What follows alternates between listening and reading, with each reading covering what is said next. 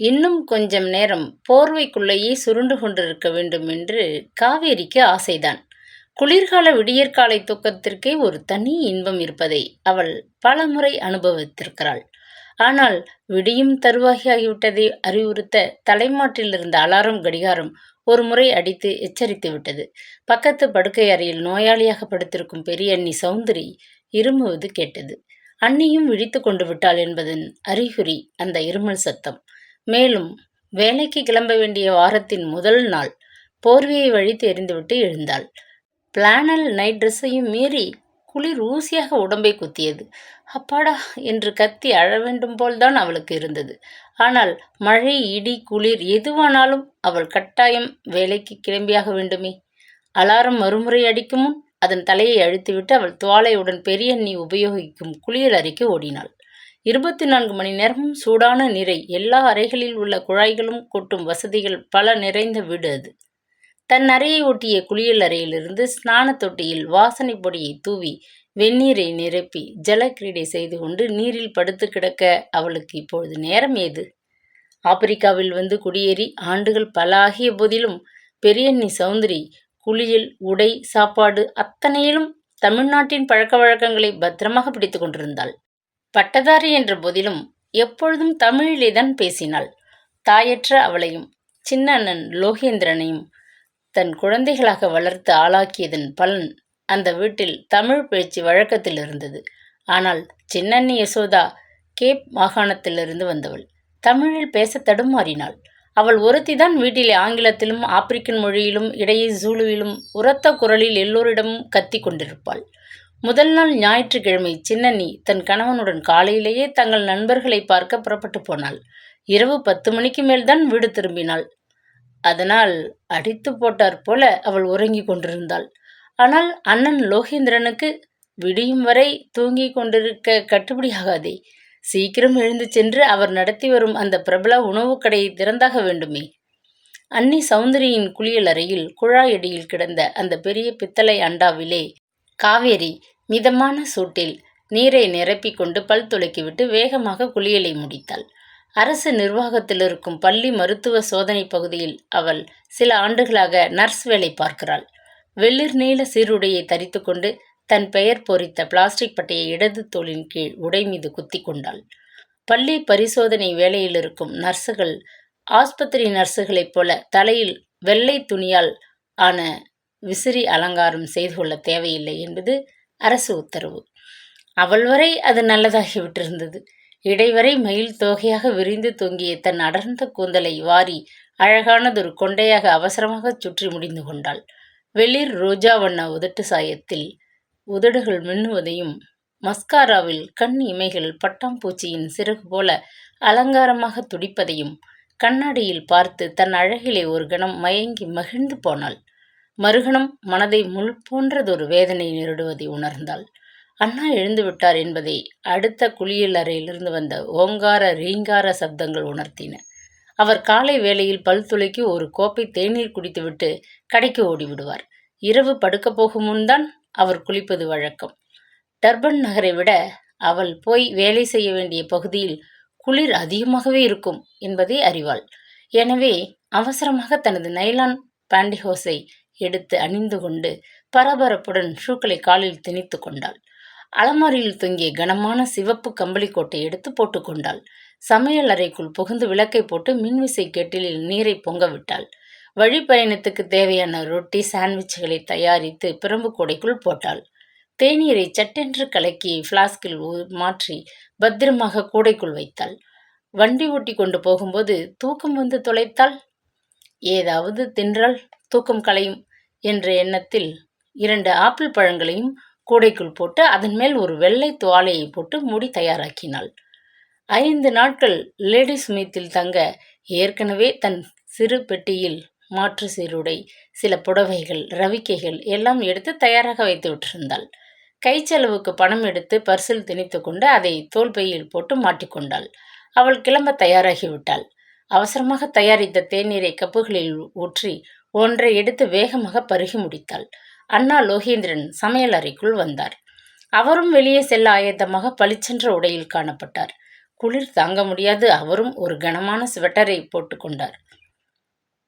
இந்த வாரம் உனக்கு லேடி ஸ்மித்தில் வேலையா? ஓகே. தோள்களை குலுக்கிக் கொண்டு தயாராக இருந்த ஒரு கப் தேநீரை எடுத்து ஒரே மூச்சில் குடித்தார். குட் பை என்று சொல்லிக்கொண்டே வெளியே ஓட்டமும் நடையுமாகச் சென்றார். சில நிமிடங்களில் அண்ணாவின் வெள்ளை பென்ஸ் கார் உருமிக்கொண்டு கேரேஜிலிருந்து புறப்பட்டு தெருவுக்குள் ஓடி மறைந்து விட்டது. குளிர்காலமாகையால் இன்னமும் சூரியன் தலையை காட்டவில்லை. வானம் முழுவதும் புகையைப் போல பனி கப்பிக் கொண்டிருந்தது. மீதமாக மேஜை மீதிருந்த தேநீர் கோப்பையை கையில் எடுத்துக்கொண்டு பெரிய அண்ணியின் அறைக்குள் புகுந்தாள் காவேரி. அதற்குள் சீராக்கிக் கொண்டு இஸ்திரி மடிப்பு களையாத புடவை ஒன்றில் சுத்தமாக படுக்கை மீது தலையணை மேல் சாய்ந்து கொண்டிருந்தாள். பெரியண்ணன் இருந்த பின்னர் அண்ணி ரொம்பவும் இடிந்து போய்விட்டாள். அத்துடன் இருதய நோய் வேறு. சமீப காலத்தில் அவளது ஆரோக்கியம் மிகவும் கெட்டுவிட்டிருந்தது என்பது காவேரிக்கு தெரியும். சௌந்தரியை கவனித்த ஹார்ட் ஸ்பெஷலிஸ்ட் காவேரியிடம் உண்மையை சொல்லிவிட்டிருந்தார். இன்னொரு மாரடைப்பு வந்தால் உடம்பு தாங்காது. இருதயம் வீங்கி மிகவும் பழுதடைந்து விட்டிருக்கிறது. ஜாக்கிரதையாக கவனித்துக் கொள்ள வேண்டும். வேறு எதுவும் செய்ய இயலாது.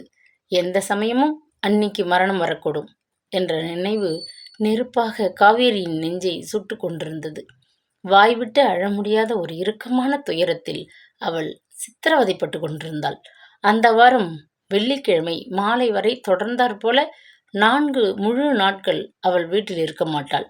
அப்பொழுது அன்னிக்கு ஏதேனும் ஏற்பட்டு விட்டால் அம்மாவின் முகத்தை கூட அவள் பார்த்ததில்லை. அண்ணி சௌந்தரிதான் அவளுக்கு அம்மா.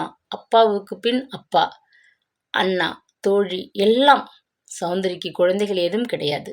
அந்த குறையை அவள் நினைத்து பார்க்க நேரமின்றி அந்த குடும்பத்தின் தாயாக அண்ணனையும் அவளையும் மனைவியை இழந்த வயதான மாமனாரையும் அவர்கள் நடத்தி வந்த உணவு கடையையும் எத்தனை சிறப்பாக கவனித்து கொண்டாள். சதா சுறுசுறுப்பாக வளைய வந்தவள் இப்பொழுது படுத்து படுக்கையாகி விட்டிருந்தாள்.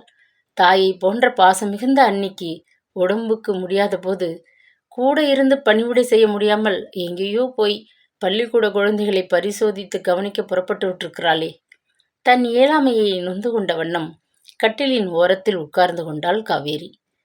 டீ கொண்டு வந்திருக்கிறேன், சாப்பிடுங்க அண்ணி என்று அன்புடன் கோப்பையை அவளிடம் நீட்டினாள். லேடி ஸ்மித் பள்ளிக்கூடத்துக்கு போகணும் இல்லையா? இங்கிருந்து 250 கிலோமீட்டர் தொலைவாச்சே. பத்திரமா காரை ஓட்டிக்கிட்டு போ. பராக்கு பார்க்காதே. வீட்டை பற்றியும் வேற எந்த கவலையும் மனதில் வச்சுக்காதே. அங்கே தங்கிறதுக்கு ஏற்பாடு பண்ணிட்ட இல்லையா? சௌந்தரி அண்ணி அன்புடன் கேட்டாள். ஆமாம் அண்ணி, டிபார்ட்மெண்ட்டிலிருந்து ட்ரங்கால் போட்டு நம்ம ஜோதி சித்தப்பா வீட்டில் தங்க ஏற்பாடு செய்திருக்கிறேன். உனக்கு லேடி ஸ்மித் போக இஷ்டம் இல்லைங்கிறது எனக்கு புரியுது. நீ திரும்பி வர்றதுக்குள்ள எனக்கு ஒன்றும் ஆயிடாது. கவலைப்படாதே. அந்த பள்ளிக்கூடத்தில் இப்போ மோகன் தான் பிரின்ஸ்பால்னு கேள்விப்பட்டேன். அதை பற்றியும் நீ கவலைப்பட தேவையில்லை. தைரியமாக போயிட்டு வா. சௌந்தரி அவள் கன்னத்தை அன்போடு வருடினாள். கண் இமைகளை சுட்ட கண்ணீரை காவேரி சமாளித்து கொண்டாள். உங்களுக்கு சாப்பிட ஏதாச்சும் எடுத்து கொடுத்து விட்டு போகட்டுமா அண்ணி? சாப்பிட ஒன்றும் வேணாம். நான் தினமும் கேட்டு ரசிக்கிற சீர்காழியின் அந்த பாட்டை டேப் ரெக்கார்டில் போட்டுட்டு போ. அதை கேட்கும் போதெல்லாம் எனக்கு தாய்நாட்டின் நினைப்பு வர்றது. அந்த அகண்ட காவேரி என் கண்முன்னே தெரிகிறா. உன் அண்ணன் உயிரோடு இருந்தப்போ ஒரு வாட்டி நானும் அவரும் தாய்நாட்டுக்கு போய் என் பக்கம் மனுஷால பார்த்துட்டு வந்தோம். அதுக்கு பிறகு போக எனக்கு நேரம் கிடைக்கவில்லை. இப்போ இந்த உடம்போட என்னால் போக முடியாது. ஊருக்கு போகணுங்கிற ஆசையே நிதமும் அந்த பாட்டை கேட்டாவது தீர்த்துக்கிறேன். போட்டுட்டு போமா. சௌந்தரியின் குரல் தடைப்பட்டது. அவளது ஏக்கம் காவேரியின் மனதை தொட்டது. அலமாரியில் இருந்த கேசட்டை எடுத்து டேப் ரெக்கார்டரில் பொருத்தி அருகில் இருந்த மேஜை மீது வைத்து பட்டனை அழுத்தினாள். சீர்காழி கோவிந்தராஜன் தமது இனிய குரலில் கணீர் என்று பாடத் தொடங்கினார். நடந்தாய் வாழி காவேரி, நாடெங்குமே செழிக்க நன்மையெல்லாம் சிறக்க. நடந்தாய் வாழி காவேரி, அடர்ந்த மலைத்தொடரில் அவதரித்தாய். இந்த அழகு தமிழ் நிலத்தை அலங்கரித்தாய். நடந்த உன் வழியெல்லாம் நலமளித்தாய். நங்கையர் உனை வணங்கவும், மலர்கள் கொஞ்சம் சோலைகள் நெருங்கவும், இன்ப யாழிசை முழங்கவும், செவியில் செந்தமிழ் தேன் வழங்கவும், அசைந்து வளைந்து நிலைந்து தொடர்ந்து அலைகடல் எனும் மணமகன் துணை பெறவே நடந்தாய் வாழி காவேரி. எனக்கு பிடிச்ச காவேரி நதியின் பேரையே என் மாமியார் உனக்கு வச்சிருக்கிறத பற்றி எனக்கு ரொம்ப பெருமையாக இருக்கு காவேரி. எனக்கு ஒன்று செய்வியா? கிட்டவா. சௌந்தரி அழைத்தாள். உணவளிக்கும் உழவர்களுக்கெல்லாம் கண்ணாக பண்பு உயர் தமிழ்நாட்டின் செல்லப் பெண்ணாக, புலவரெல்லாம் பாராட்டும் பொன்னாக, அன்பு பொங்கி வரும் காவிரியே வாழியே. சீர்காழி பாடி முடித்ததும் அதை மீண்டும் கேசட்டில் சுழற்றி திரும்ப பாட தயாராக வைத்துவிட்டு கன்னத்தில் கோடிட்ட கண்ணீரை சௌந்தரி மெல்ல முந்தானையால் துடைத்து கொண்டாள். கேடி சந்தானம் என்கிறவர் எழுதியிருக்கிறார். சீர்காழி இனிய குரலில் பாடியிருக்கிறார். என் நாட்டையும் எங்கள் ஊரில் அகண்டு விரிந்து ஓடும் காவிரியையும் நினைத்தால் உடம்பு புல்லரிக்கிறது. மறுபடியும் தாய்நாட்டுக்கு திரும்பிடணும். அந்த காவிரி கரையிலே உயிர விடணும். என் உடல் சாம்பல் அந்த புனித நதியுடன் இணைந்து கரைந்து ஒன்னாகிடணும் ஆசையா இருக்கு. ஆனால் நம்பிக்கை இல்லை. அதனால அண்ணி, என்ன பேச்சு இது? ஓங்கி கத்தி விட்டாள் காவேரி. முழுக்க கேட்டுக்கோ, நெருப்புனா வாய் வெந்துடாது. நான் செத்துட்டா இங்கே உள்ள நம்ம உறவினர்கள் என் சாம்பலை இந்த ஊர் அம்கேனி ஆற்றில் தான் கரைப்பாங்க. ஒரு சமயம் டர்பன் வெயில் கரைச்சாலும் கரைச்சி காரியத்தை முடிச்சிடுவாங்க. நீ சின்ன பெண், உன் வார்த்தையை யாரும் கேட்டுக்க மாட்டாங்க. அதனால நீ லீவ் எடுத்துக்கொண்டு எப்பவாகிலும் இந்தியாவுக்கு போனால் என்னுடைய துணிமணிகளில் ஏதாவது ஒரு கைக்குட்டையாகிலும் எடுத்துக்கொண்டு போய் எங்க ஊர் காவேரியில என்ன நினைச்சிட்டு போட்டு கையெடுத்து கும்பிடுமா. அது போதும். என் ஆன்மா சாந்தி அடைஞ்சிடும். அண்ணி, நான் வெளியூருக்கு பயணப்பட்டு கொண்டிருக்கும் போது இப்படி பேசுறது நியாயமா? செல்லமாக அதட்டியபடி மறுபடியும் டேப் ரெக்கார்டரை தட்டிவிட்டாள். மீண்டும் சீர்காழியின் கம்பீர குரல் காதுகளை தழுவியது. அரைக்கதவை திறந்து கொண்டு நைட் கவுன் சரசரக்க கோபாவேசமாக சின்னண்ணி யசோதா உள்ளே வந்து நின்றாள். பக்கத்து அறையில நான் தூங்குறது பிடிக்கலையா? விடியறதுக்கு முந்தி பாட்டு போட்டுக்கிட்டு ஊரையே எழுப்பணுமா? எரிச்சலுடன் ஆங்கிலத்தில் ஓரகத்தியிடம் கத்தினாள். சாரி யசோதா, இனிமேல ஹெட்ஃபோன் வச்சுக்கொண்டு டேப் ரெக்கார்டரை போடுறேன். உன் தூக்கத்தை கெடுத்துட்டேன், மன்னிச்சுக்கோ.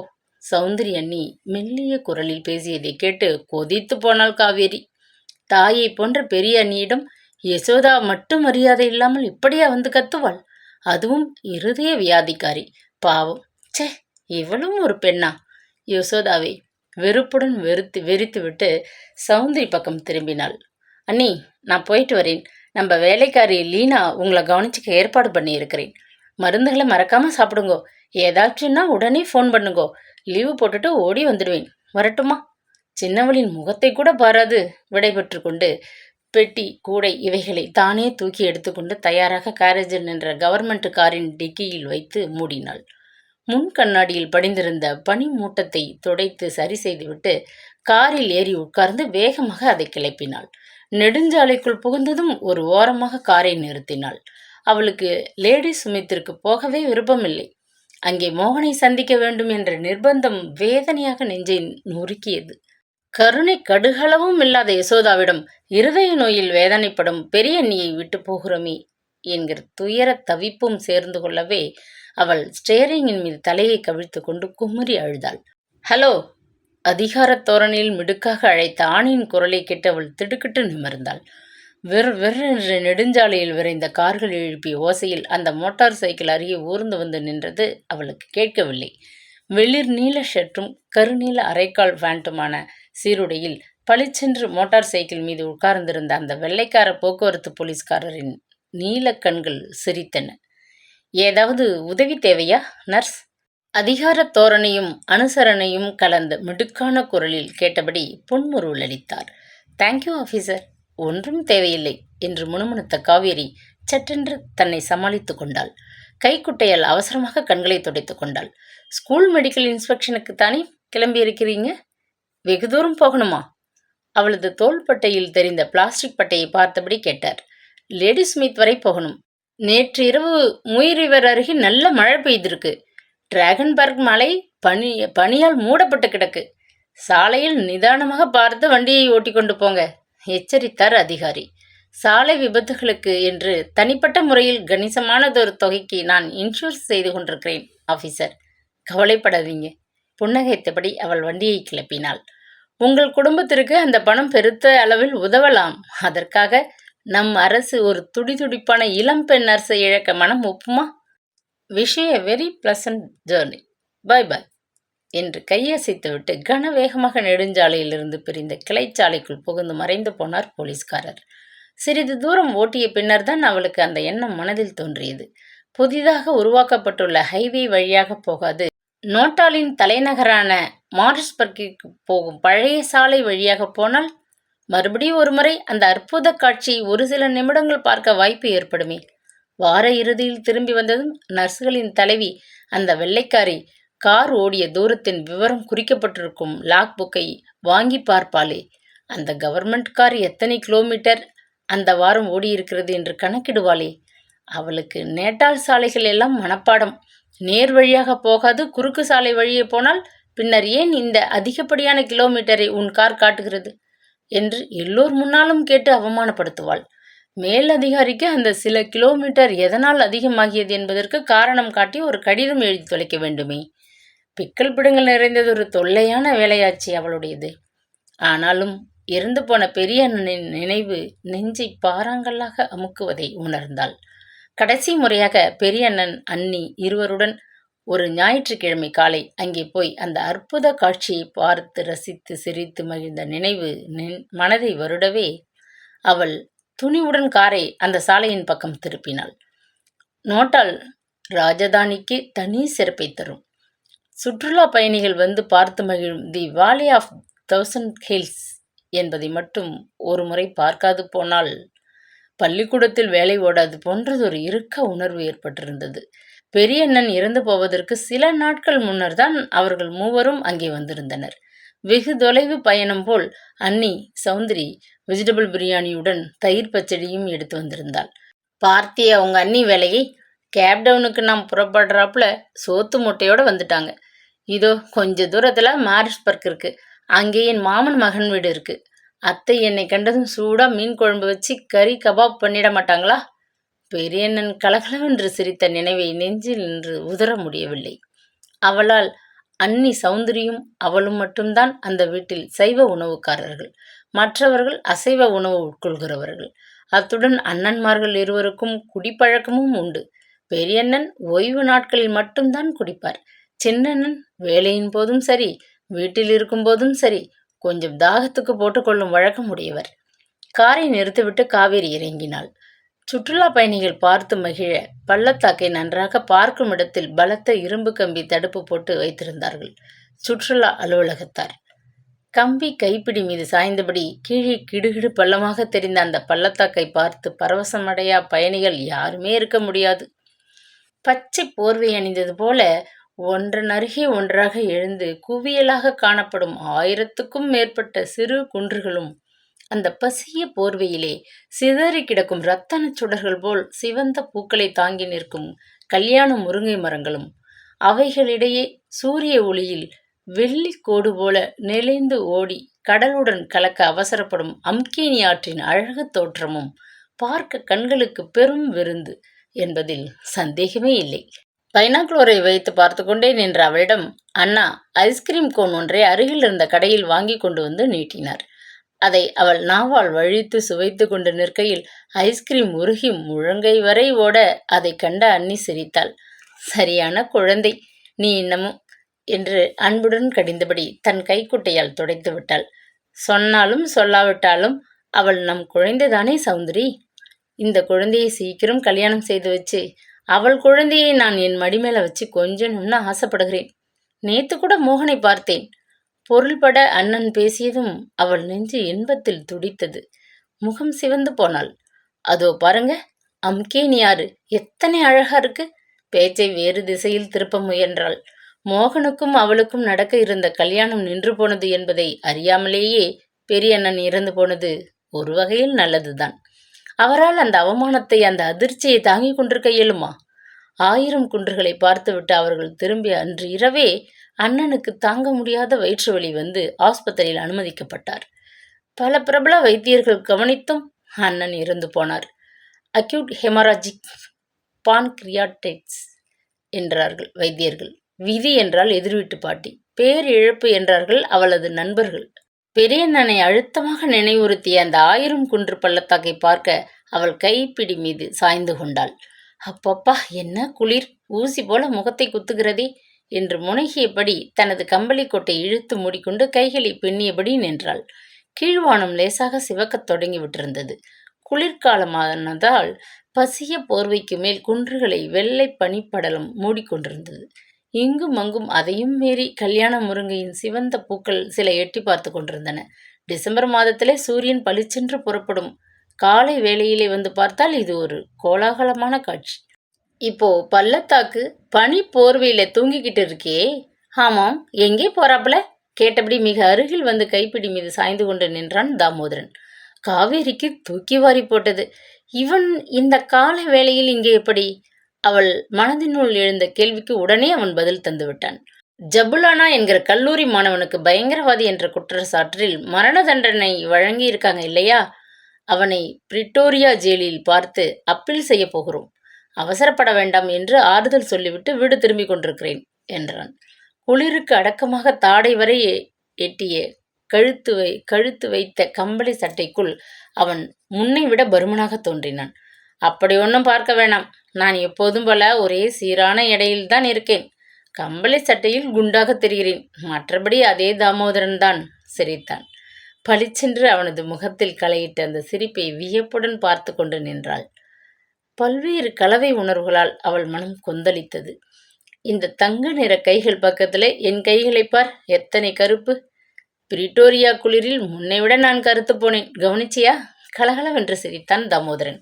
நிறம் கருப்பானாலும் கம்பீரமான தோற்றம், கலையான முகம், கனிவு நிறைந்த கண்கள், கூர் மூக்கின் கீழ் அழகான கட்டை மீசை, வரிசையான பற்கள், எல்லாவற்றையும் விட பிரபலமானதொரு வழக்கறிஞர், எஸ்டேட் ஏஜென்சி நடத்தி பணத்தில் புரள்கிறவன் என்கிற தகுதி. அவனை மணந்து கொள்ள அந்த ஊரில் பெண்கள் பலர் ஆவலுடன் கீவில் நிற்பார்களே. நமக்குள் கருப்பு வெள்ளைன்னு வித்தியாசம் பாராட்டுகிற மனப்பான்மை இருக்கும்போது வெள்ளைக்காரர்கள் நிறபேதம் காட்டுகிறார்கள் என்று அவர்களை நாம் சாட என்ன உரிமை இருக்கிறது? சொல்லிக்கொண்டே சிகரெட் ஒன்றை எடுத்து பற்ற வைத்து கொண்டான். உனக்காக குடிப்பதை விட்டுவிட்டேன். நான் மாமிசம் சாப்பிடுவதை கூட நிறுத்திவிட்டிருந்தேன். ஆனால் என்ன பயன்?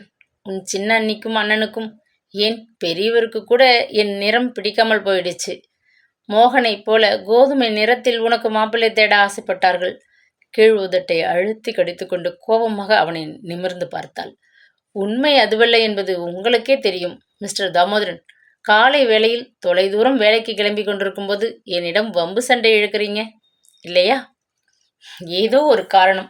அதை விட்டு தள்ளு. ரொம்ப தூரம் நீ போக வேண்டியிருக்கும். நேர் சாலையில் போகாது இப்படி இந்த வழி வந்ததுக்கு ஈடுகட்ட நீ ஏதாவது வழி செய்து லாக் புக் எழுதணும். கொஞ்சம் இரு என்று கையமர்த்தினான். அருகில் இருந்த கடையில் ஒரு பெரிய சாக்லேட் கட்டியை வாங்கி கொண்டு வந்து அவளிடம் நீட்டினான். ஆல்பேனி சாக்லேட் உனக்கு பிடிக்கும் என்பதை நான் மறக்கலை.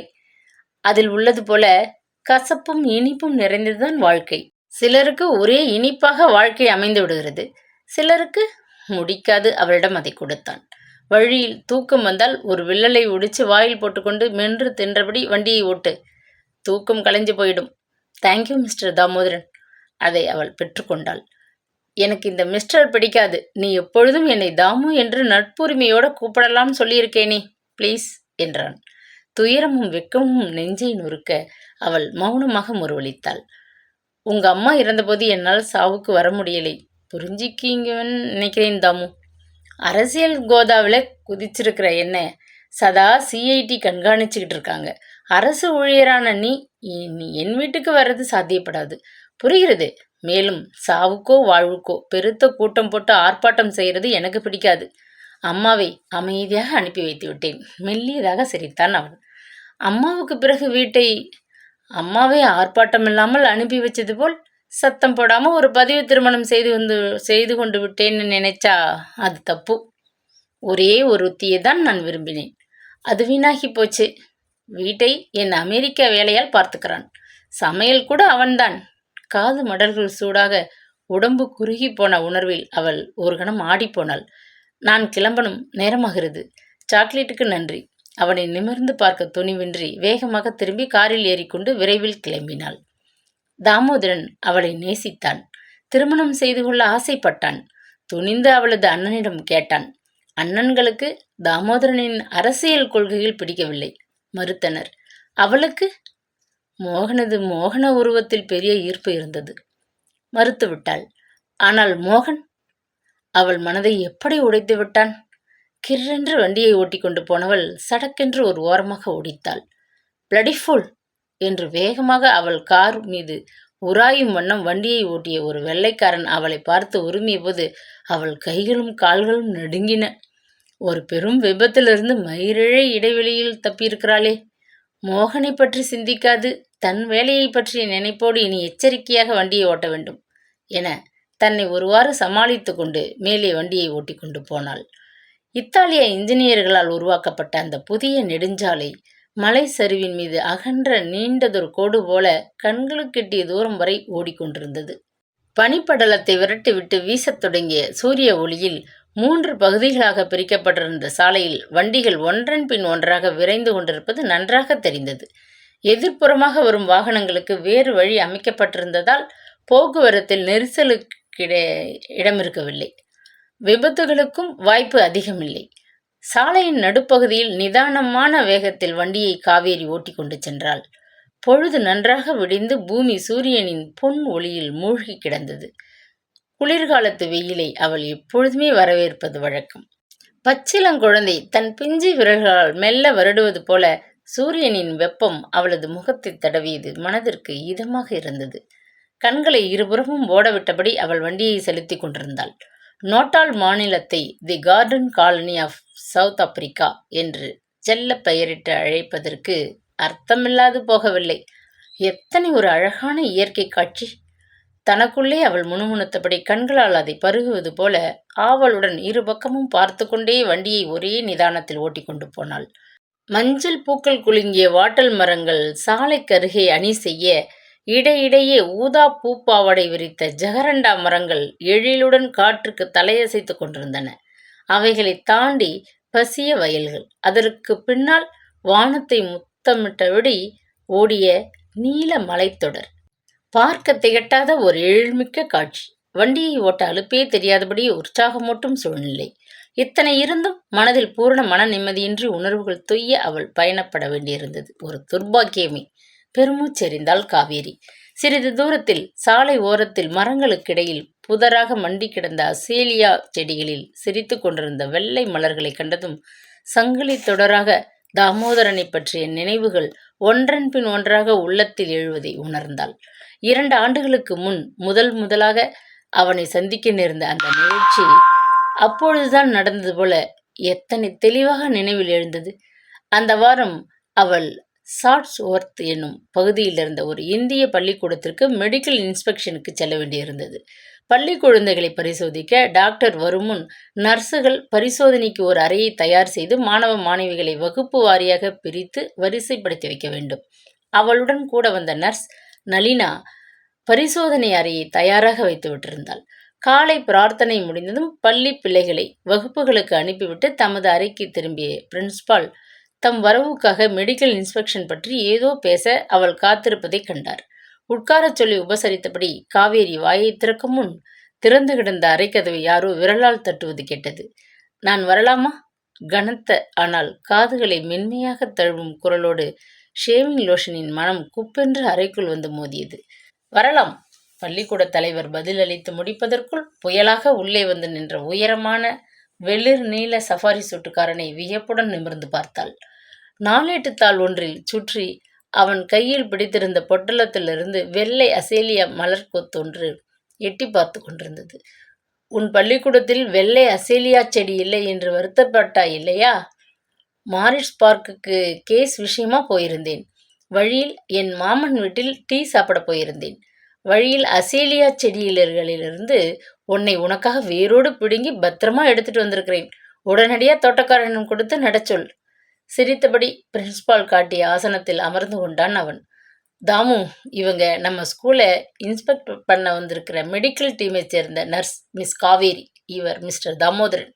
கேள்விப்பட்டிருப்பீங்க. விக்டோரியா தெருவில் பெரிய ஆஃபீஸ் வைத்து தன் கீழ் ஜூனியர் 2 பேரோட சக்க போடும் பிரபல வக்கீல் தாமோதரன். அறிமுகம் செய்து வைத்தார் பிரின்ஸ்பால். கேள்விப்பட்டிருக்கிறேன், ஆனால் இன்றுதான் சந்திக்கிறேன். முறுவலித்தாள் காவேரி. உங்கள் பெயரையும் கேள்விப்பட்டிருக்கிறேன், ஆனால் இப்பத்தான் நேரில் பார்க்கிறேன். சிரித்தான் உரத்த குரலில் தாமோதரன். தூக்கி வாரி போட்டது அவளுக்கு. பள்ளிக்கூட கவனிப்பு அமைப்பில் வேலை பார்க்கும் பல நர்ஸுகளில் அவளும் ஒருத்தி. அதை தவிர அவள் அப்படி ஒன்றும் பிரபலமானவள் இல்லையே. குழப்பத்துடன் விழித்தாள். பயந்து போய் விட்டீர்களா? எங்கம்மா போன வருஷம் தாய்நாட்டுக்கு போய் கோவில் குளமெல்லாம் சுற்றி பார்த்துட்டு வந்தாங்க. அங்கே அகண்ட காவேரியில் பல தடவை தலைமுழுகி புண்ணியத்தை சேகரித்து கொண்டாங்களாம். அக்கறையே தெரியாத அளவுக்கு அந்த ஆறு அத்தனை கம்பீரமாக ஓடுதாம். அடிக்கடி சொல்வாங்க. அதனால் காவேரி என்கிற பெயரை பற்றி கேள்விப்பட்டிருக்கிறேன். இப்போ ஒரு நர்ஸ் ஒருவேளை பார்க்கிறேன். மறுபடியும் அவன் சிரித்தபோது காவேரியும் கூடவே சிரித்து விட்டாள். சரியான வாயாடி மனிதன். வக்கீலாச்சே, வாய்ப்பேச்சுக்கு பஞ்சம் இருக்குமா எண்ணியபடி தனக்குள்ளே முறுவலித்து கொண்டாள். சரி, நீங்கள் எல்லோரும் ரொம்ப வேலையா இருக்கீங்க. நான் உங்கள் நேரத்தை பழக்கக்கூடாது. பிறகு சந்திப்போம் கூறிவிட்டு செடி பொட்டலத்தை மேஜை மீது வைத்துவிட்டு அவன் வெளியே விரைந்து விட்டான். தாமோதரனை அவள் மறுபடியும் எதிர்பாராத விதமாக சில தினங்களுக்கு பின்னர் மீண்டும் சந்தித்தாள். அன்று மாலை அம்கேனி வைத்தியநாதர் ஆலயத்திற்குள் ஒரு பக்கம் குடிகொண்டிருக்கும் விஷ்ணு பகவானுக்கு புரட்டாசி சனிக்கிழமை முதல் வார பூஜை அமர்க்களப்பட்டு கொண்டிருந்தது. சௌந்தரி அன்னைக்கு கோவிலில் நடக்கும் விழா பூஜைகள் முதலியவற்றில் ஈடுபாடு அதிகம். பஜனை கூட்டங்களில் கலந்து பங்கேற்றுக் கொள்வது வழக்கம். தலைமொழிகிட்டு அழகாக காஞ்சிபுரம் சேலையை கட்டிக்கொண்டு நெற்றியில் பொட்டு வச்சுக்கிட்டு தமிழ் பெண்ணா கோவிலுக்கு வா காவேரி வற்புறுத்தி அழைத்து போவாள் அண்ணி. அந்த புரட்டாசி சனிக்கிழமை அவர்கள் வீட்டு உபயமாக விஷ்ணு பகவானுக்கு பூஜை நடந்தது. தன் கையால் கட்டிய மாலையை சௌந்தரி அண்ணி காரின் டிக்கியில் வைத்து விட்டிருந்தாள். போய் மாலையை தட்டில் வச்சு எடுத்துட்டு ஓடிவா, நேரமாச்சு, பூஜை ஆரம்பிக்க போறாங்க. அண்ணி காவேரியை விரட்டினாள். கோவிலுக்கு வெளியே தெருவில் ஓரத்தில் நூற்றுக்கணக்கான கார்கள் நின்று கொண்டிருந்தன. தங்கள் வீட்டு காரை தேடி மேலும் கீழும் அலைந்துவிட்டு முடிவில் கண்டுபிடித்து அவசரமாக டிக்கியை திறந்து மாலையை வைத்திருந்த தட்டை தூக்கி கொண்டு டிக்கியை பூட்டி கொண்டிருந்தாள் காவேரி. ஹலோ என்ற குரல் கேட்டு திடுக்கிட்டு திரும்பி பார்த்தாள். கோவிலில் கூட்டம் அதிகமோ? தன் டொயோட்டோவிலே டிரைவர் ஆசனத்தில் இருந்தபடியே கேட்டான் தாமோதரன். அவள் பதில் சொல்ல தயங்குவதைக் கண்டு, என்னை தெரியலையா? விக்டோரியா ஸ்ட்ரீட் அட்வொகேட் தாமோதரன் இப்போ நினைவுக்கு வருதா? கேட்டபடி மெல்ல சிரித்தான். நல்ல கூட்டம். நீங்கள் ஏன் இன்னும் இங்கேயே உட்கார்ந்துருக்கீங்க? இடம் கிடைக்காம வெளியே நிற்க வேண்டி வரும் என்றாள். நீங்கள் பஜனையில் பாடுவீங்கன்னா ஒரு சமயம் உள்ளே வந்து எட்டி பார்ப்பேன். இல்லாட்டா நான் கோவிலுக்கு வர பழக்கம் கிடையாது. எங்கள் அம்மா தான் உலகத்தில் உள்ளவர்கள் அனைவருக்கும் ஒருங்கே சேர்த்து பிரார்த்தனை செய்ய உள்ளே போயிருக்காங்களே. நீங்கள் ஒரு நாத்திகரா? கம்யூனிஸ்டா? பொது உடைமை கொள்கை அல்லது நாத்திகம் என்றதுமே பாப்பா பாம்பை பார்த்துட்டாப்புல அத்தனை திகிலோடு என்ன பார்க்குறீங்களே. நான் ஒரு தீவிர கம்யூனிஸ்டா இருந்தா போலீஸ் என்னை கோவில் வாசலில் காரில் உட்கார வச்சிருக்குமா? இத்தனை நேரம் என்னை சிறை கம்பிகளுக்கு பின்னால் உட்கார வச்சிருப்பாங்களே. நாத்திகம் பேசினால் இந்திய சமூகம் என்னை ஏதோ அசிங்கம் பிடித்த வியாதிக்காரனை பார்ப்பது போல் வெறிக்கும். எனக்குன்னு ஒரு கொள்கை உண்டு. அதை நீங்கள் எந்த நோக்கில் எடுத்துக்கொண்டாலும் நான் மறுப்பு தெரிவிக்க மாட்டேன். நீங்கள் ரொம்ப வேடிக்கையாக பேசுகிறீங்க. உங்களை சட்டுன்னு புரிஞ்சிக்க முடியாதுன்னு நினைக்கிறேன். காலோடு தலைவரை தன்னை அவனது காந்த கண்கள் ஊடுருவதை உணர்ந்தபோது அவளால் மேலே பேச முடியவில்லை. என் பசிக்கு ஒரு உருண்டை சோறு தர முடியாத இறைவன் எனக்கு சொர்க்கத்தை தருவான் என்கிற நம்பிக்கை துளியும் இல்லை. இதை நான் சொல்லவில்லை, விவேகானந்தரே இப்படி சொல்லியிருக்கிறார். அவர் போதனைகளில் எனக்கு ஈர்ப்பு உண்டு, அவ்வளவுதான். தமிழ்நாட்டில் கவனிக்க வேண்டிய எத்தனையோ முக்கிய பிரச்சனைகள் இருக்கும்போது பாடி தாளம் போட்டுக்கொண்டு பஜனை செய்து கொண்டிருக்க எனக்கு பொறுமை இல்லை. உங்கள் அம்மாவுக்காக இப்படி காரில் உட்கார்ந்து கொண்டு காத்திருக்க உங்களுக்கு பொறுமை இருக்கிறதா? அது கடமை, பொறுத்து கொள்கிறேன். நேரமாச்சு, வரேன். அவள் விடைபெற்று கொண்டு மாலை இருந்த தட்டுடன் கோவில் உள்ளே சென்று விட்டாள். பூஜை முடிந்த பின் கூட்டம் வெளிப்பட்ட போதுதான் அவன் கோவிலின் முக்கிய உறுப்பினரான சிவகாமி அம்மாளின் மகன் என்பது அவளுக்கு தெரிந்தது.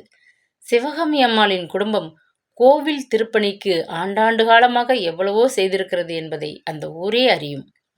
அந்த பரம்பரையில் வந்த தாமோதரனுக்கு இப்படி ஒரு விசித்திரமான கொள்கையா? அவனை பின்னர் அவள் கல்யாண வீடுகளிலும் விருந்து வைபவங்களிலும் கடைத்தெருவிலும் பல முறை சந்தித்திருந்தாள். ஹலோ என்பதை தவிர அதிகம் இருவரும் பேசிக்கொண்டதில்லை. அந்த ஆண்டு நவராத்திரியின் போது நண்பர்கள் தெரிந்தவர்கள் என்று பலரை தங்கள் வீட்டில் கொண்டாடிய சரஸ்வதி பூஜைக்கு அழைத்திருந்தாள் சிவகாமி. சௌந்தரி குடும்பத்தாரும் அதில் கலந்து கொள்ள அழைக்கப்பட்டிருந்தனர். நீச்சல் குளம், பெரிய தோட்டம் இத்தியாதியுடன் மிக அழகாக கட்டப்பட்டு அலங்கரிக்கப்பட்டிருந்த அந்த வீட்டை கண்டு காவேரி பிரமித்து போய்விட்டாள். முதல் பந்தியில் சாப்பிட இடமில்லாது போகவே அவள் அடுத்த பந்தியில் உட்கார காத்திருக்க வேண்டியிருந்தது. தோட்டத்தை சுற்றி பார்வையிட்டபடி முன்பக்கம் வந்து மதில் சுவர் மேல் பொருத்தப்பட்டிருந்த கம்பி மீது சாய்ந்து கொண்டு எதிரே சற்று தொலைவில் மற்றொரு குன்றின் மீது பரவலாக கட்டப்பட்டிருந்த வெஸ்ட்வில் யூனிவர்சிட்டியை வேடிக்கை பார்த்தபடி நின்றாள். பல நூறு மின் விளக்குகளின் ஒளியில் பல்கலைக்கழக கட்டடம் அலங்காரமானதொரு பெரிய தேர் நிலையில் நின்று காட்சி தருவது போல கம்பீரமாக நிமிர்ந்து வானை நோக்கி நின்று கொண்டிருந்தது. இந்தியருக்கு இத்தனை பெரியதொரு தனி பல்கலைக்கழகமானு பிரமிப்புடன் பார்க்குறீங்க இல்லை? கரகரத்த குரலை கேட்டு வியப்புடன் திரும்பினாள் அவள். அருகில் தாமோதரன் வந்து நின்று கொண்டிருந்தான். கூச்சலும் குழப்பமும் பிடிக்காமல் ஊரை சுற்றிவிட்டு வரேன். இன்னமும் அம்மா விருந்து வைபவங்களை முடிக்கல போல இருக்குது. பெருமூச்செறிந்தான் அவன். இத்தனை பெரிய வீடு வச்சுக்கிட்டு இருக்கீங்க, சௌகரியமா வாழ்றீங்க. அழுத்தப்பட்ட மக்களுக்காக நீங்க பரிந்து பேசுவதும் அவர்களது ஏழ்மைக்காக அனுதாபப்படுவதும் கொஞ்சமும் பொருந்தவில்லையே. கொஞ்சம் துணிச்சலுடன் கேட்டுவிட்டாள் அவள். இந்த வீடு, இந்த ஆடம்பரமான வாழ்க்கை எல்லாம் 2 ஆண்டுகளுக்கு முன் காலமான என் தந்தை எனக்கு விட்டு போயிருக்கும் சொத்து. நான் சம்பாதிக்கிறேன். அதை நான் எப்படி செலவழிக்கிறேன் என்பது என்னோடு நெருங்கி வாழ்கிறவர்களுக்குத்தான் தெரியும். ஒரு வக்கீலுடன் வாதாடி சமாளிப்பது சாத்தியப்படுமா? சிரித்தபடி அவள் விடைபெற்று கொண்டு உள்ளே போய்விட்டாள். சில நாட்களுக்கு பின் அவன் அவளை தேடிக்கொண்டு அவர்கள் வீட்டுக்கு வந்தான். இந்த டிப்பு ஷீனா செடி உங்களுக்கு பிடிக்கிறதுன்னு அம்மா சொன்னாங்க. இன்னைக்கு உங்க பிறந்த நாள் இல்லையா? இது என் பரிசு. சொல்லிக்கொண்டே ஒரு சிறு மண் தொட்டியில் நட்டிருந்த செடி ஒன்றை அவர்கள் வீட்டு வாயிலில் வைத்துவிட்டு போய்விட்டான். பின்னர் சந்திப்புகள் தொடர்ந்தன. அடிக்கடி அவர்கள் வீட்டுக்கு ஏதோ ஒரு காரணம் சொல்லி கொண்டு வந்தான். ஒரு நாள் அவளுடன் தனியாக அவர்கள் வீட்டு தோட்டத்தில் நின்று கொண்டிருந்த போது சொன்னான். காவேரி, உன்னை நான் காதலிக்கிறேன். நீயும் என்னை விரும்புவதாக புரிகிறது. உன்னை கல்யாணம் செய்துக்க பிரியப்படுகிறேன். அம்மா வந்து முறைப்படி பெண் கேட்பார்கள். திடுக்கிட்டு போனாள் காவேரி. அவனை அவளுக்கு பிடித்திருந்தது. அதை வெறும் நட்பா காதலா என்று அவள் புரிந்து கொள்ளும் முன் அவளது வாழ்க்கையில் மோகன் குறுக்கிட்டு அவள் மனதை ஈர்த்து கொண்டு விட்டிருந்தான். ஐயோ, இதென்ன தொல்லை! அவள் குழப்பத்தில் தவித்து போனாள். முறைப்படி பெண் கேட்க சம்பிரதாயத்தை விட்டு கொடுக்காது சிவகாமி அம்மாள் சில சுமங்கலி பெண்களுடன் ஒரு நல்ல நாளில் வந்திருந்தாள். பெரியண்ணா அவளிடம் மரியாதையாகத்தான் பேசினார். ஆனால் கண்டிப்பாக சொல்லிவிட்டார். தாமோதரனின் அரசியல் கொள்கைகள் தங்களுக்கு ஒத்து வராது. அதனால் பெண் தருவதற்கில்லை. அதற்கு பின் பள்ளிக்கூடத்தில் சந்தித்து காதல் கொண்ட பள்ளி ஆசிரியர் மோகன் பெண் கேட்டபோது அண்ணா மகிழ்ச்சியுடன் ஒப்புதல் கொடுத்தார். நிச்சயதார்த்த வைபவம் நடக்கும் முன்னரே அண்ணா நோயுற்று இறந்து போனார். ஓராண்டு காலம் கழித்து லோகேந்திரன் தங்கை கல்யாணத்தை அடுத்து நடத்த ஏற்பாடுகள் செய்து நாள் குறிப்பிட்டு எல்லோருக்கும் திருமண அழைப்பு அனுப்பிய பின் திடீரென்று நடக்கவிருந்த கல்யாணம் நின்று போனது. தாமோதரன் அவளுக்கு பரிசாக தந்துவிட்டு போன அந்த செடி ரோஜா வண்ண மலர்களை சொரிந்து கொண்டு வீட்டு வாசல் முகப்பிலே இன்னமும் ஓங்கி உயரமாக நின்று கொண்டிருந்தது. ஆனால் அவளுக்கு வழங்க இருந்த திருமண வாழ்க்கை பெண் கேட்க வந்த நாளே நசிந்து போனது. சமூகத்தின் முன் அவள் முகத்தில் கரியை பூசிவிட்டு வேறு ஒரு பெண்ணை மணந்து கொண்ட மோகன் பதவியில் உயர்ந்து இப்போது பள்ளியின் தலைவனாக ஒரு குழந்தையின் தந்தையாக சுகமாக வாழ்ந்து கொண்டிருக்கிறான். அவள் அவனையே நினைத்து மனம் நொறுங்கி அணு அணுவாக செத்து கொண்டிருக்கிறாள். யாரோ பின்னால் பலமாக காரின் ஹாரனை அமுக்குவதை கேட்டு திடுக்கிட்டு நினைவிலிருந்து விழித்து கொண்டாள். எஸ்கோட் எனும் ஊரின் எல்லையை சமீபித்து விட்டதை உணர்ந்தாள். களைப்பு தீர பச்சை தண்ணீரில் முகத்தை கழுவி கொண்டால்தான் மேலே வண்டியை ஓட்ட தெம்பு ஏற்படும் என்ற எண்ணம் தோன்றவே அவள் காரை அந்த பெட்ரோல் கேரேஜின் முன் கொண்டு வந்து நிறுத்தினாள். காரை கண்டதும் வேகமாக அருகில் ஓடி வந்து நின்றான் பெட்ரோல் பேங்கில் வேலை செய்யும் ஆப்பிரிக்க பையன்களில் ஒருவன்.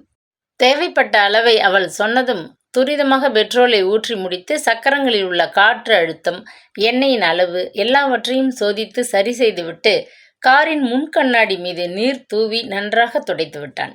பர்சிலிருந்து 2 10 சென்ட் நாணயங்களை எடுத்து அவனிடம் நீட்டினாள் காவேரி. நன்றி என்றபடி தன் 2 கைகளையும் நீட்டி அதை பெற்றுக்கொண்டு முகமெல்லாம் பற்களாக பளிச்சென்று சிரித்துவிட்டு அடுத்தபடியாக பின்னால் வந்து நின்ற காரை கவனிக்க அவன் ஓடிவிட்டான். காவேரி மெல்ல தன் காரை அங்கிருந்து நகர்த்தி பங்கை ஒட்டியபடி கட்டப்பட்டிருந்த பயணிகளின் இளைப்பாறும் பகுதிக்கு முன் கொண்டு வந்து நிறுத்தினாள். டிக்கியை திறந்து சாப்பாட்டு கூடையை கையில் எடுத்துக்கொண்டு பெண்கள் உபயோகிக்கும் பகுதிக்குள் புகுந்து அங்கிருந்த மேஜை மேல் கூடையை வைத்தாள். டர்பன் நகரை விட குளிர் இன்னும் சற்று கடுமையாக வீசிக்கொண்டிருந்ததால் அவளது உதடுகள் நடுங்கின. ஓட்டமாக கழிவறைக்குள் புகுந்தாள். உடையை சீர்திருத்தி கொண்டு வாஷ்பிஷின் குழாயில் திறந்து இளஞ்சூடான நீரில் முகத்தை பரபரப்புடன் கழுவிக்கொண்டாள். சுவரில் உருளையாக தொங்கிய பேப்பர் டவலை இழுத்து சிறிதளவு கிழித்து எடுத்து முகத்தையும் கைகளையும் துடைத்து கொண்டு அருகில் இருந்த குப்பை கூடைக்குள் போட்டாள். வாஷ்பேசினுக்கு மேலே பதிக்கப்பட்ட கண்ணாடியில் பார்த்தபடி முடியை அவிழ்த்து வாரி மறுபடியும் முடித்து கொண்டாள். பவுடர் ஊத்தியால் பவுடரை லேசாக முகத்தில் பூசிக்கொண்டாள். பயண களைப்பு மறைந்து முகத்தில் தெம்பு தெரிவதைக் கண்ட திருப்தியுடன் வெளியே வந்தாள். இன்னும் சில கிலோமீட்டர்கள் தான் அவள் காரை ஓட்ட வேண்டி வரும். லேடி சுமித்தை அடைந்ததும் அவள் தங்க ஏற்பாடு செய்திருந்த சித்தப்பா மருமகள் ஜோதியின் வீட்டிற்கு நேராக போக நேரம் இருக்காது. அவளுக்கு முன்னதாக முதல் நாள் மாலையே டர்பனிலிருந்து புறப்பட்டு போயிருந்த நர்ஸ் ஜெயா பரிசோதனை அறையை தயார் செய்து வைத்துவிட்டு அவளது வருகைக்காகவும் டாக்டர் வருகைக்காகவும் வராந்தாவிலே வந்து பலமுறை எட்டி பார்த்து கொண்டிருப்பாள். காலை மணி 10 கொண்டிருப்பதை கடிகாரம் அறிவித்தது. இந்த வேளை பள்ளிக்கூடத்தில் மாணவ மாணவிகள் தேநீர் சாப்பிடும் நேரம். அரை மணிக்கு பின்னர் தான் வகுப்புகள் துவங்கப்படும். அவளைப் போல அன்று காலை மெடிக்கல் இன்ஸ்பெக்ஷனுக்கு புறப்பட்டிருக்கும் அவர்களது குழுவின் டாக்டர் ஸ்காட் இத்தனை நேரம் பள்ளிக்கூடத்திற்கு போய் சேர்ந்திருப்பார். வயது 60 எட்டி கொண்டிருந்தாலும் கிழவருக்கு வேலை மீது படு உற்சாகம். ஒரு கௌபாயைப் போல்தான் காரை ஓட்டுவார். தனக்குள் சிரித்து கொண்டு பிளாஸ்கை திறந்து தேநீரை மூடியில் ஊற்றி மேஜை மேல் வைத்து கொண்டாள். அவள் காலையில் அவசரமாக தயாரித்து எடுத்து வந்த சாண்ட்விச்சுகளில் ஒன்றை எடுத்து கடித்தபடி யோசித்தாள். நேர் வழியாக புதிய ஹைவேயில் வராது அவள் வளைவு பாதை வழியாக 1000 குன்றுகளை பார்க்க திரும்பியதால் கார் மீட்டர் அதிகப்படியாக காட்டப்போகும் கிலோமீட்டருக்கு அவள் வார இறுதியில் கணக்கு கட்டியாக வேண்டுமே. இதுதான் வழி. அன்று பகல் வேலை முடிந்ததும் ஜோதி வீட்டில் காரை கொண்டு போய் கேரேஜில் நிறுத்தி பத்திரமாக பூட்டி வைத்துவிட்டு தினசரி அவள் பள்ளிக்கூடத்திற்கு நடந்து செல்ல வேண்டும். ஜோதி வீட்டிலிருந்து அந்த பள்ளிக்கூடம் தொலைதூரம் இல்லை. காலையும் மாலையும் கால்நடையாக பள்ளிக்கு வந்து போனால் அதிகப்படியாகிவிட்ட கிலோமீட்டரை கணக்கில் பிசகு ஏற்படாது சரிகட்டிவிட முடியும். குளிர்காலம், அதனால் நடக்க அப்படியொன்றும் சிரமமாக இருக்காது. தேநீரை பருகி முடித்து கூடையை மூடிக்கொண்டு அவள் கிளம்புவதற்குள் பல பெண் பயணிகள் அந்த அறையை நிறைத்து கொண்டு விட்டனர். இப்போதெல்லாம் இது மாதிரியான பொது இடங்களில் நிறபேதம் காண்பிப்பதை அதன் அமைப்பாளர்கள் கைவிட்டு விட்டிருந்தனர். அதனால் கருப்பர் உபயோகிக்கும் இளைப்பாறும் அறையை வெள்ளைக்கார பெண்களும் வெறுப்பின்றி சகஜ பாவத்துடன் உபயோகித்தனர். டிக்கியை மூடிவிட்டு காரில் ஏறி உட்கார்ந்து அதை லேடி ஸ்மித் போகும் பாதைக்கு திருப்பிய போது தாமோதரின் குரல் காதுகளில் ஒலிப்பது போன்ற ஒரு பிரமையில் திடுக்கிட்டு போனாள். தபால் நிலையங்களிலும் வேறு சில பொது இடங்களிலும் வெள்ளைக்காரர்கள் நம்முடன் கியூவில் கலந்து கொள்வதைக் கண்டு நீ மகிழ்ந்து விடக்கூடாது. முன்பெல்லாம் ஒரு கருப்பரை கண்டதும் முகத்தை கடுமையாக்கி கொண்ட வெள்ளையன் இப்போது ஹலோ, குட் மார்னிங் என்று சொல்லும் அளவுக்கு வந்துவிட்டிருக்கிறான். உண்மை. ஆனால் இவை மட்டும் போதாது. அரசியல் உலகிலும் தொழில் உலகிலும் சம உரிமை, சம அந்தஸ்து, உழைப்புக்கு சம ஊதியம் கொடுக்கப்படும் போதுதான் நிறபேதம் எனும் அப்பார்ட்டைட் இந்நாட்டை விட்டு ஒழியும். அதுவரை அது ஒரு அபாரமான திட்டு. மக்களின் இரத்தத்தில் குளிப்பாட்டி தீயாக தீயில் எரித்தால்தான் இந்த திட்டு ஒழியும். அது ஒழிந்தால்தான் எல்லா மக்களும் மகிழ்ச்சியாக இங்கே வாழ முடியும். இந்த தாமோதரன் தமது கொள்கைகளை கொஞ்சமும் அச்சமின்றி வெளிப்படையாக பேசுகிறாரே, இது முடிவில் ஆபத்தாகிவிடாதா? நல்ல வருவாயுள்ள தொழிலை தூக்கி எறிந்துவிட்டு தியாகம், புரட்சி என்று ஏன் இப்படி பிதற்ற வேண்டும்? வண்டியை சற்று வேகமாக ஓட்டினாள். லேடி ஸ்மித்துக்கு வாருங்கள் என்று நல்வரவு கூறியபடி சாலையின் முகப்பிலே சூரிய ஒளியில் பளிச்சிட்ட அந்த கரும்பலகையை கண்டதும் அவள் மனதிலே திக்கென ஒரு உணர்வு ஏற்பட்டது. அதுவரை சிந்தித்து வந்த எண்ணங்கள் யாவும் சிதறிப்போயின. அந்த விபரீத நிகழ்ச்சிக்கு பின் முதலாக மோகனை மறுபடியும் சந்திக்கப் போகிறோம் என்ற நினைவில் அவள் ஆடி போனாள். எதிர்பாராத காரணங்களால் இந்த தேதியில் நடக்கவிருந்த திருமணத்தை நிறுத்திவிட்டிருக்கிறோம் என்று லோகேந்திரன் அண்ணன் பத்திரிகைகளில் போட்டு முன்கூட்டியே அழைப்பு விடுத்தவர்களுக்கு எச்சரிக்கை விடுத்தபோது ஊரில் என்ன பேசிக்கொண்டனர்? காவேரி நர்ஸ் வேலை பார்க்கிறாள் அல்லவா? டாக்டர் எவனையாவது சிநேகம் பிடித்திருப்பாள். மோகன் காதில் விஷயம் எட்டி விட்டிருக்கிறது. அவனுக்கு பிடிக்காது போய்விட்டது. வேண்டாம் இந்த கல்யாணம் என்று நிறுத்திவிட்டிருக்கிறான். எல்லோரும் கல்யாணம் நின்று போனதின் காரணத்தை சுலபமாக அவள் தலையில் சுமத்தினர். வம்பு பேசி பழி சொல்லி பரவ விட்டு மகிழ்ந்தனர். அது சமயம் அவளும் அவளது குடும்பத்தாரும் பட்ட அவமானம். சௌந்தரி அண்ணி கொஞ்ச நாட்கள் கோவில் பக்கமே போகவில்லை. லோகேந்திரன் அவளுடன் முன்போல சிரித்து பேசுவதையே விட்டுவிட்டான். சின்ன அண்ணி சமயம் வந்தபோது குத்தூசியாக வார்த்தைகளை வீசினாள். தலையணி மீது முகத்தை அழுத்தி கொண்டு அவள் அவமானமும் ஆத்திரமும் தாளாது இரவு வேளையில் அழுதபோது சௌந்தரி அண்ணி பக்கத்தில் வந்து உட்கார்ந்து கொண்டு முதுகை மெல்ல தடவி கொடுத்து, விடு, விட்டு தள்ளு, அவனுக்கு உன்னை கட்டிக்க கொடுத்து வைக்கல, உனக்குன்னு பிறந்தவன் ஒருத்த எங்கேயோ இருக்கான், அதனால்தான் இந்த கல்யாணம் நின்று போச்சு. நல்ல வேலை, 3 முடிச்சு போடும் முன்னே நின்னது நல்லதா போச்சு, இல்லாட்டா நாம ரொம்ப கஷ்டப்பட்டிருப்போம் என்று எத்தனை முறை ஆறுதல் சொன்னாள். அண்ணி மட்டும் பக்கபலமாக இருந்து அவளுக்கு அவ்வப்பொழுது அறிவுரை சொல்லி கொண்டிராவிடில் அந்த அதிர்ச்சியை தாங்காது அவள் இடிந்து போய் மனம் குழம்பி சித்தம் கலங்கி போய் விட்டிருப்பாள். நல்ல வேலை, அப்படியெல்லாம் நடக்காது. தன் வேலைகளை ஒழுங்காக செய்து கொண்டு 4 பேர் முன்னிலையில் தலை நிமிர்ந்து அவள் இன்னமும் வாழ்கிறாள். அந்த சமயம்தான் அவளுக்கு தாமோதரன் ஒரு கடிதம் எழுதியிருந்தான். கல்யாணம் நின்று போனதை அறிந்து வருந்துகிறேன். இதை உனக்கு ஏற்பட்டதொரு அவமானமாக எண்ணுவதை விட்டுவிட்டு இது ஒரு விபத்து என்று ஏற்றுக்கொண்டு உன் நினைவு முழுவதையும் வேலையில் திருப்பு. விரைவில் எல்லாவற்றையும் மறந்து போவாய். தயவு செய்து நிமிர்ந்து நில். தாமு மோகனை நம்பி மனதை பறிகொடுத்து தலைகுனிந்து நின்றாள். நிமிர்ந்து நிற்க ஊன்றுகோலாக உதவிய தாமோதரனை புரிந்து கொள்ளாது அசட்டை செய்துவிட்டாள். அவளது வாழ்க்கையில் இன்னும் என்னென்ன வேடிக்கைகள் நிகழ மீதம் இருக்கின்றனவோ யார் கண்டது.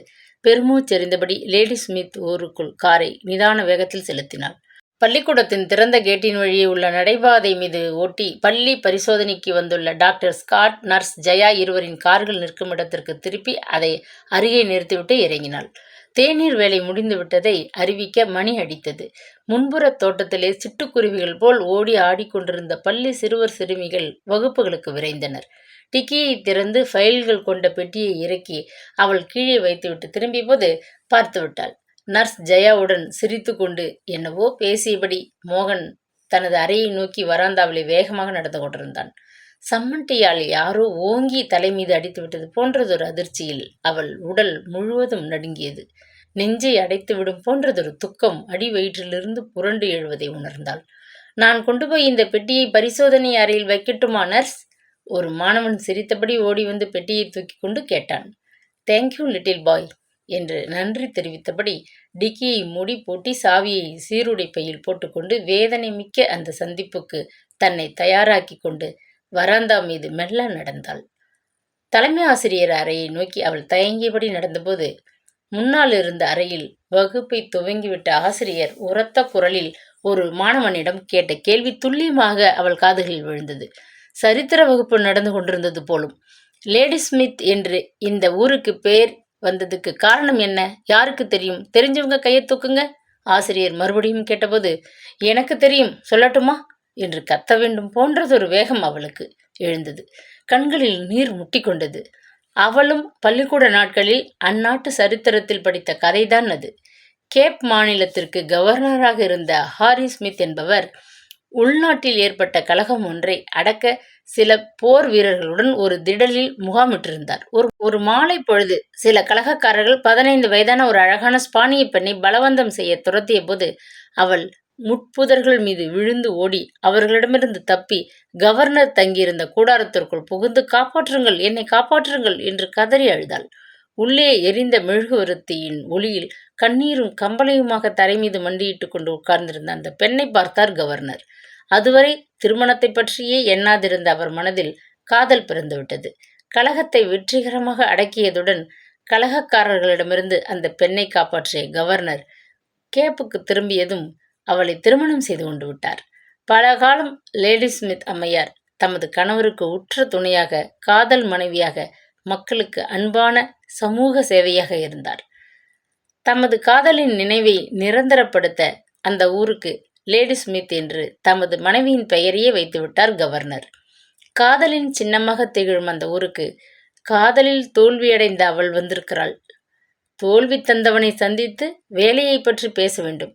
ஒரு வினோதமான வேதனையான சந்திப்பு. பிரின்ஸ்பாலின் அறைக்கதவை லேசாக தட்டினாள். Come in please. பழக்கப்பட்ட ஒரு காலத்தில் தேனாக இனித்த அந்த குரல் காதுகளில் நெருப்பு துண்டாக விழுந்தது.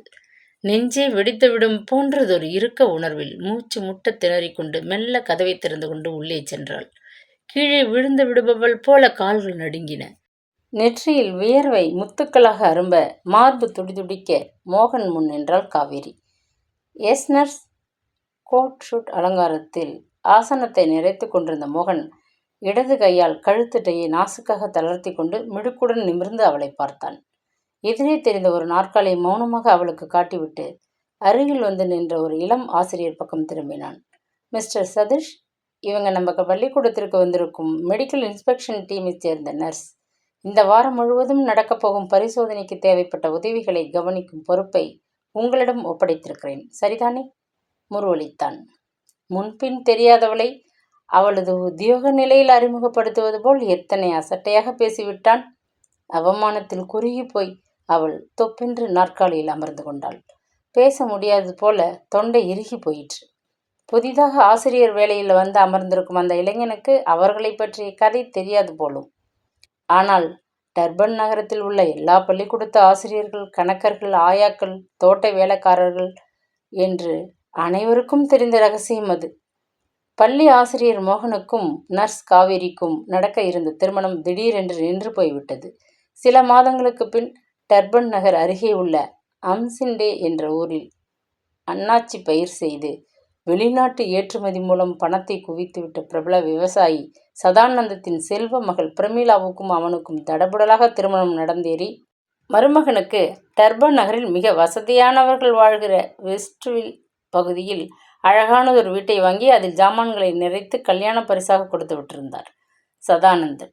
தமது ஒரே மகன் இங்கிலாந்துக்கு படிக்கப் போனவன் ஒரு வெள்ளைக்கார பெண்ணை கல்யாணம் செய்து கொண்டு விட்டான்.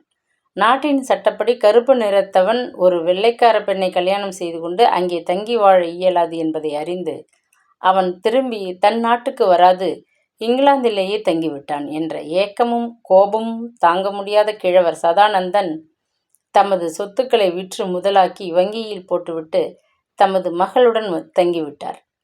டர்பனிலிருந்து பதவி உயர்ந்து மோகன் லேடிஸ்மித் சென்றதும் நிழல் போல் மகளையும் மருமகனையும் தொடர்ந்த சதானந்தன் அங்கே ஒரு பெரிய வீட்டை வாடகைக்கு எடுத்து கொடுத்துவிட்டு தாமும் அவர்களுடன் தங்கி கொண்டு விட்டிருந்தார். மோகன் மாமனார் கை பொம்மையாகிவிட்டான். தன் சுதந்திரத்தை பணத்திற்கு அடகு வைத்து விட்டான் என்பது டர்பன் நகரத்தில் உள்ள பல தமிழர்களுக்கு தெரிந்த கதை. ஆனாலும் எத்தனை திமிர் இந்த மனிதனுக்கு! வெகுண்டு போனாள் அவள். தண்ணீருக்குள் இறங்கி தலையை நனைக்கும் வரை தான் குளிரை பற்றிய அச்சம் தீவிரமாக இருக்கும். சுரீர் என்று ஒருமுறை குளிர்ந்த நீர் உடலில் பட்டதும் அந்த பயம் போய் குபுக்கென்று தலையை தண்ணீருக்குள் அமுக்கிக் கொள்ளும் துணிவு தானாக ஏற்படுவதில்லையா? அதை போல நடக்கவிருந்த கல்யாணம் நின்று போய்விட்ட அவமானத்தில் மனமுடைந்து போய் அவள் பின்னர் மோகனை சந்திக்கவே இல்லை.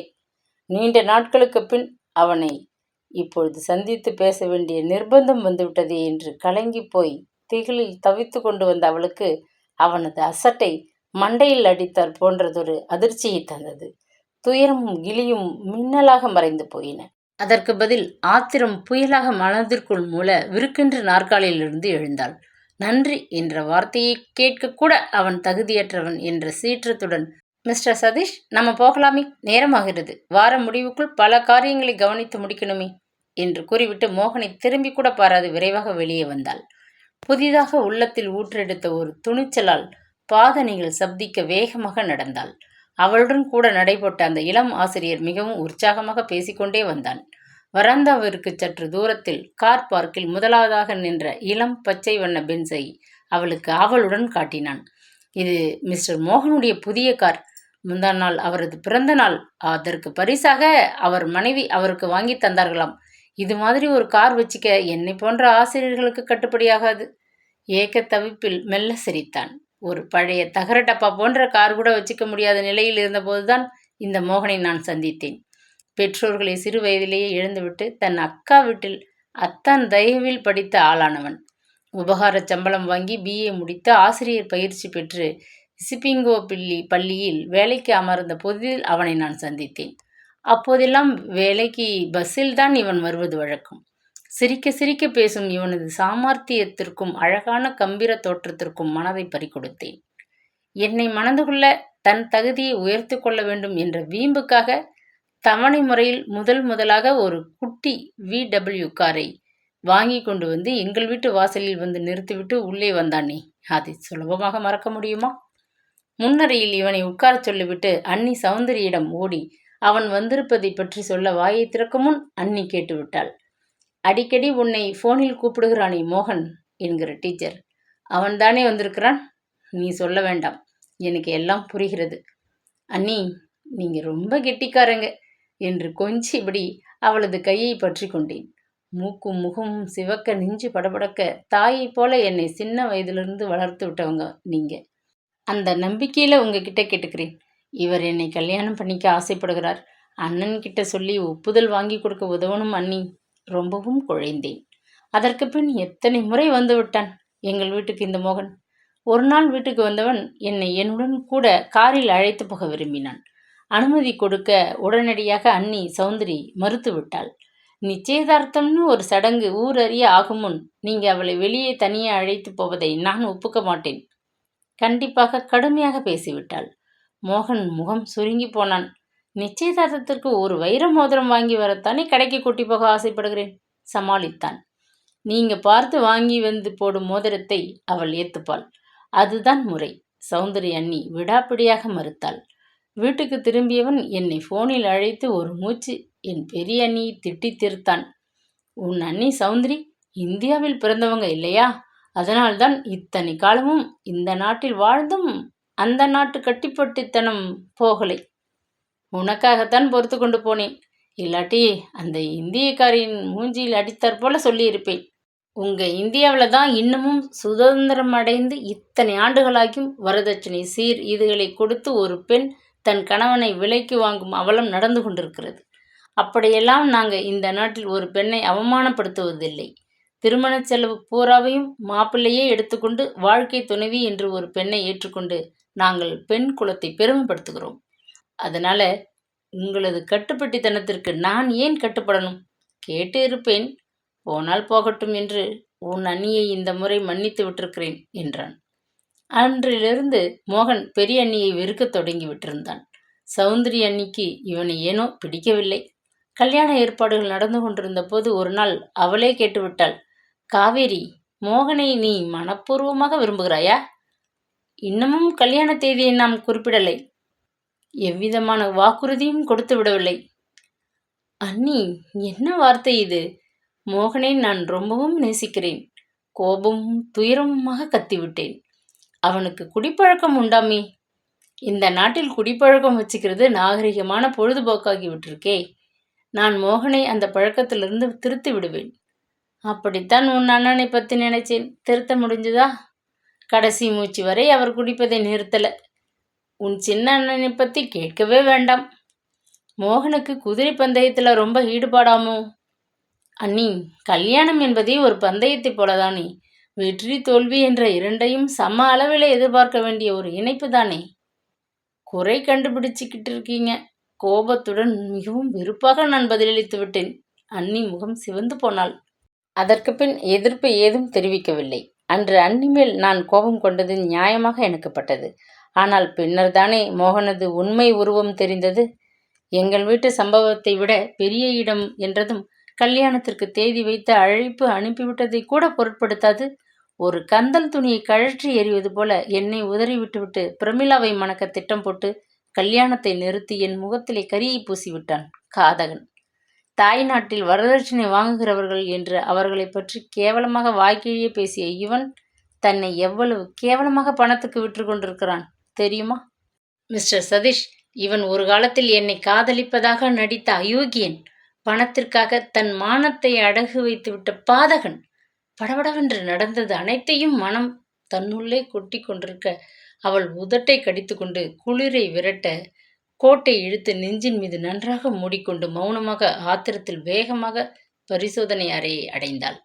டாக்டர் ஸ்காட்டும் அது சமயம்தான் அங்கு வந்து சேர்ந்தார். ஒருவருக்கொருவர் வணக்கம் தெரிவித்துக் கொண்ட பின்னர் நர்ஸுகளும் டாக்டரும் வேலையில் மும்முரமாக ஈடுபட்டு விட்டனர். காவேரி மோகனை மறந்து தன் வேலைக்குள் மூழ்கி போனாள். 2 மணி அளவில் பள்ளிக்கூட நேரம் முற்று பெற்று விட்டதை அறிவிக்க மணி ஒலித்தது. பிள்ளைகள் எல்லோரும் வீட்டுக்கு கிளம்பிய பின்னர் அன்று தாம் கவனித்த மாணவ மாணவியரின் ஆரோக்கியம் பற்றி புள்ளி விவரம் தயாரித்து கொண்டு டாக்டர் ஸ்காட் 2 நர்ஸுகளும் மறுநாள் செய்ய வேண்டிய வேலைகளை பற்றி கூறிவிட்டு ஏற்கனவே அவர் தங்க ஏற்பாடாகியிருந்த ஹோட்டலுக்கு காரில் விரைந்து விட்டார். அவர் போன பின்பு நர்ஸுகளுக்கு கொஞ்சம் எழுத்து வேலை இருந்தது. இருவரும் பேசிக்கொண்டே வேகமாக வேலையை முடித்துவிட்டு எழுந்தனர். நர்ஸ் ஜெயதான் போக அவசரப்பட்டாள். காவேரி அவளை முந்திக் கொண்டு கிளம்பிவிட்டாள். எல்லோரும் கிளம்பிய பின் ஒரு கணம் கூட அங்கே அவள் தனியாக இருக்கக்கூடாது. ஒரு சமயம் மோகன் அதை பயன்படுத்தி கொண்டு வந்து பேச ஆரம்பித்து விட்டால் என்ற கிளி அவளுக்கு. பற்களை கடித்துக்கொண்டு வேகமாக ஓடி தன் காரில் ஏறி உட்கார்ந்து கொண்டு அதை துரிதமாக பள்ளிக்கூடத்து தோட்டத்திலிருந்து சாலைக்கு ஓட்டினாள். குளிர்காலத்து முன் இருட்டு பொழுது. மாலை 3 மணி ஆவதற்குள் எங்கும் இருள் கவிந்து கொண்டு விட்டது. முன்னைவிட குளிர்காற்று சில்லென்று எலும்பை தகர்த்து ஈட்டியாக உடல் மீது வீசியது. சித்தப்பா வீட்டின் கீழ்ப்பகுதியில் இருந்த பெரிய கேரேஜின் கதவு தயாராக திறந்து வைக்கப்பட்டிருந்தது. சதாசிவத்தின் பியூஷோ அருகில் தன் காரை நிறுத்திவிட்டு டிக்கியில் இருந்த தனது மாற்றுடை பெட்டியை தூக்கி கொண்டு படிகள் மீது ஏறி அவள் வராந்தாவுக்கு வருவதற்குள் வாயில் கதவை திறந்து கொண்டு சித்தி எதிர்பட்டாள். முன் உச்சியில் பட்டையாக நரைத்துவிட்ட கூந்தல் லேசாக நெற்றியில் புரள, காதுகளில் கிம்பர்லி வைரக்கம்மல் ஜொலிக்க, கண்களில் மகிழ்ச்சி மின்ன, புடவை மீது கனத்த கம்பளி கோட்டு அணிந்திருந்த சித்தி பார்வதி பாதணிகள் டக் டக் என்று ஒலிக்க முன் வந்து அவளை ஆறத் தழுவி கன்னங்களில் ஆசையுடன் முத்தமிட்டாள்.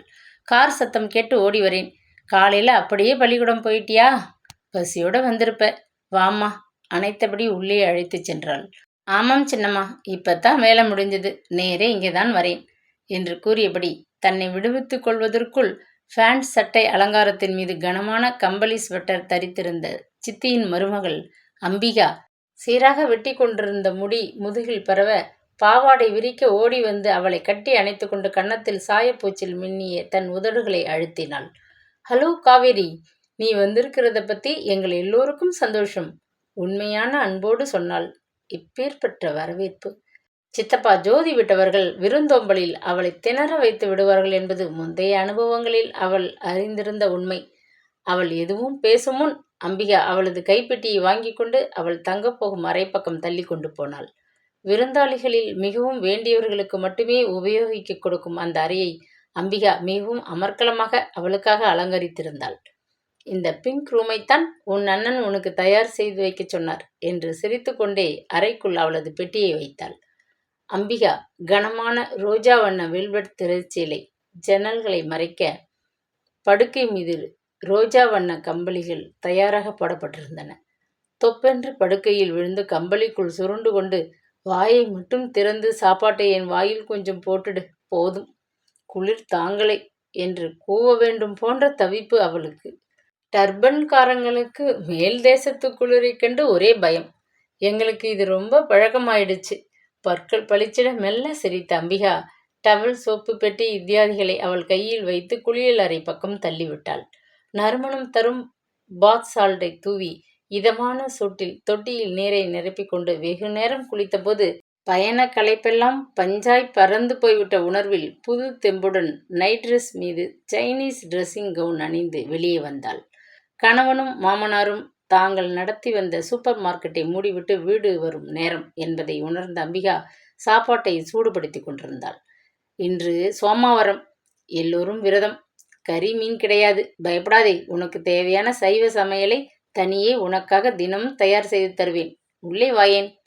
உங்க அண்ணி சௌந்தரியைப் போல நான் சமையலில் அத்தனை கெட்டிக்காரி இல்லை, ஆனாலும் மோசமில்லை. இந்த வீட்டுக்கு வந்த 2 வருஷத்துல ரொம்பவே கத்துக்கிட்டு இருக்கேன், சிரித்தாள் அம்பிகா. திடீரென்று அண்ணியின் நினைவு நெஞ்சிற்குள் கவலையை எழுப்பவே காவேரி மெல்ல சமையல் அறைக்குள் வந்தாள். அம்பிகா, ஒரு ட்ரங்கால் போட்டு அண்ணியை விசாரிக்கணும். அவங்க உடம்பு சுகமில்லாது படுத்திருப்பதால. அவள் முடிக்கும் முன் அம்பிகா அவளது கையை பற்றி இழுத்துச் சென்று நடையில் பொருத்தப்பட்டிருந்த தொலைபேசி அருகே நிறுத்தினாள். தாராளமா ஊருக்கு ஃபோன் செய்துக்கோ. ஏன் இப்படி தயங்குற? நாங்கள் எல்லாம் உனக்கு அந்நியரா? இந்த வீடு உனக்கு புதுசா? கேலியாக கேட்டாள். சில நிமிஷங்களில் டர்பனுக்கு தொலைபேசி மூலம் தொடர்பு கிடைத்துவிட்டது. அண்ணியின் குரலை கேட்டதுமே காவேரியின் மேனி புல்லரித்தது. நல்லா போய் சேர்ந்துட்டியா கண்ணு? குளிரில் ரொம்ப அலையாதே, பத்திரம். பெற்ற தாயை விட பரிவுடன் விசாரித்த போது கண்கள் ஈரமாகி போனாள். நெஞ்சை உணர்வுகள் இறுக்கின. நீங்க எப்படி இருக்கீங்க அண்ணி? எனக்கு உங்களை பற்றித்தான் கவலை. மருந்துகளை சாப்பிட மறக்காதீங்க. பேச முடியாது உணர்ச்சியில் அவள் குரல் தடைபட்டது.